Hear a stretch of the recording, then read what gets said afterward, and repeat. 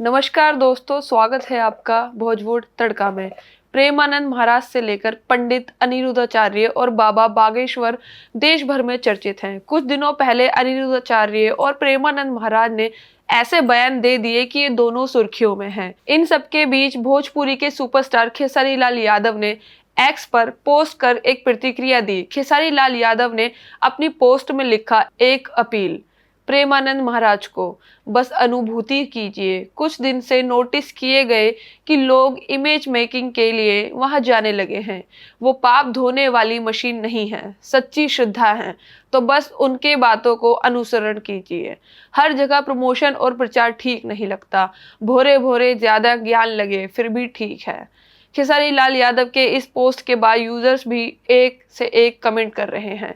एक यूजर ने लिखा, खेसारी लाल यादव, आपका बाबा प्रेमानंद पर बयान समझदारी भरा है, पर आपकी खुद की अश्लील छवि के कारण विरोधाभासी लगता है। जिसकी कला में खुद फूहड़ता और उसका धर्म नैतिकता पर ज्ञान देना अटपटा है। कितने लोग ऐसा ही सोचते हैं।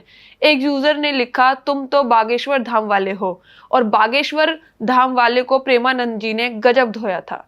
वहीं एक और यूजर ने लिखा, बहुत शुक्रिया भैया, आपने कम से कम हिम्मत तो की ये बोलने की, बाकी सब तो बस खेल खेल रहे हैं पीआर का।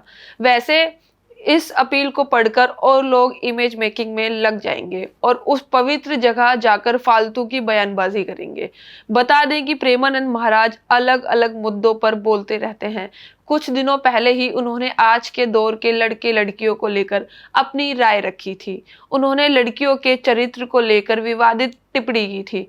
कहा था कि आज के दौर में 100 में से मुश्किल से 2-4 लड़कियां ही पवित्र होती हैं, बाकी बॉयफ्रेंड गर्लफ्रेंड के चक्कर में हैं।